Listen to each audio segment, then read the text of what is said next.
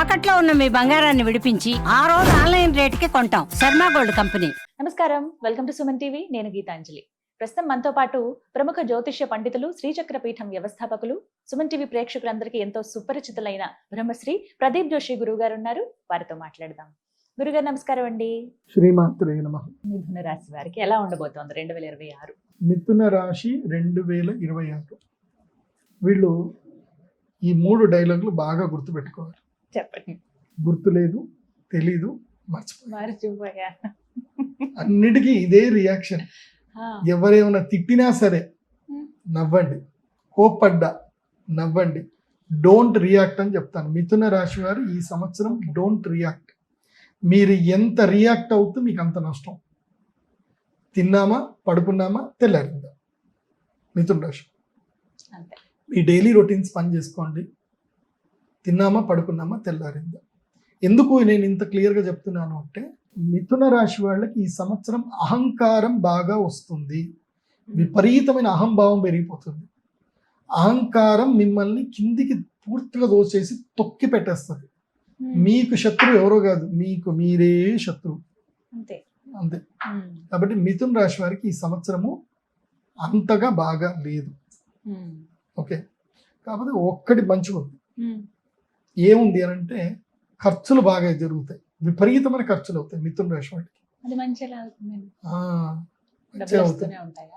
So నిన్ను నమ్మిన వాళ్ళకి నువ్వు డబ్బులు ఖర్చు పెట్టాలి. ఇప్పుడు మా సుమన్ సార్ ఉన్నారు, కష్టపడి పని చేసిన వాళ్ళందరినీ పిలిచి ఏం చేస్తారు, ఆయన ఇస్తాడు. పని చేసిన వాడికి క్రెడిబిలిటీ ఇస్తాడు, గుర్తింపు ఇస్తాడు. దానివల్ల వాళ్ళు ఆయనకి కంచగా నిలబడతారు, అండగా నిలబడతారు కష్టం వచ్చిన. అందుకే నీ జీవితంలో నీకు ఎవరెవరు సహాయపడ్డారో వాళ్ళందరికీ రుణాలు తీర్చేసి. అండ్ పెళ్ళిళ్ళు ఏమైనా ఉంటే పెళ్ళిళ్ళు చేయండి, పెళ్ళిళ్ళు ఏమైనా ఉంటే చేసుకోండి. మీ అహంకారం మొత్తం పోతుంది. పెళ్లి చేసుకునేవాడికి అహంకారం అంతే కదా. జీవితంలో అహంకారం అంటే అవునా, అది ఎలా ఉంటుందండి అట్లా ఉంటుంది అనమాట. కాబట్టి పెళ్లిళ్ళు చేసుకోండి. మిథున రాశి వారికి ఈ సంవత్సరం పెళ్లిళ్ళు కలిసి వస్తాయి. ఎందుకోసం అంటే, అది మాయాబజార్ సినిమాలో చెప్తారు కదా, ఆసనే పుత్ర పీడాస్తు, శయనే భర్తృపీడనం, భోజనే బంధు పీడాస్తు, త్రిపీడాస్తు నిశ్చయం అని అన్నట్టుగా 3 పీడ వస్తాయి. ఎందుకోసం అంటే, మిథున రాశి వారికి ఏలినాటి శనిది ఇంకొన్ని రోజులు అయితే ప్రారంభం కాబోతుంది. కాబట్టి వృషభ రాశి వారికి ఏలినాటి శని ఉన్నా కానీ వాళ్ళకి అంత ఇబ్బంది అయితే కాదు. ఎందుకోసం అంటే వాడి గురువు బలంగా ఉన్నాడు, జూలై వరకు బలంగా ఉన్నాడు. కాబట్టి మిథున రాశి వారు ఏంటంటే, మీకు శని మంచి లాభంగా ఉన్నాడు కాబట్టి నమ్మకమైన వాళ్ళని ఎంచుకోండి, దగ్గర పెట్టుకోండి, టీం తయారు చేసుకోండి. అట్లాగే కన్స్ట్రక్షన్ బిజినెస్ లో ఉండేటువంటి వాళ్ళకి మిథున రాశి వాళ్ళకి కలిసి వస్తుంది. కన్స్ట్రక్షను, లేబరు, అదేవిధంగా ఇంకా ఈ ఇనుము రిలేటెడ్ ఏవైతే వ్యాపారాలు ఉంటాయో ఇవన్నీ కూడా కలిసి వస్తాయి. ఎవరికి? మిథున రాశి వాళ్ళకి కలిసి వస్తాయి. అప్పులు మాత్రం ఇవ్వకూడదు. మిథున రాశి వాళ్ళు అప్పులు ఇస్తే మాత్రం జీవితం పోతుంది. ఈ సంవత్సరం అప్పులు ఇవ్వకూడదు. ఎవరికి మీ చేతితో డబ్బులు ఇచ్చినా వాడు మీకు శత్రువు అవుతాడు. అంటే డబ్బులు ఇవ్వడం అంటే అప్పులుగా డబ్బులు ఇవ్వడం. ప్రేమగా మీరు ఇచ్చి ఇంకా బాగుండ్రా అని ఇస్తే అది కాదు. అప్పులు ఇస్తే శత్రువు పుడతాడు, అప్పు తీసుకున్నా శత్రువు పుడతాడు. అప్పు తీసుకోవడం మిథున రాశి వారు చేయకూడదు. ఇది కాబట్టి వీళ్ళకి జూలై తర్వాత వీళ్ళ లైఫ్ పూర్తిగా మారిపోతుంది. నేను చెప్పిన ఈ పద్ధతిలో ఉన్నారనుకోండి, మీరు ఇప్పుడు ఏదైతే మీరు గ్రౌండ్ వర్క్ నేను చెప్పిన చేసుకున్నారనుకోండి.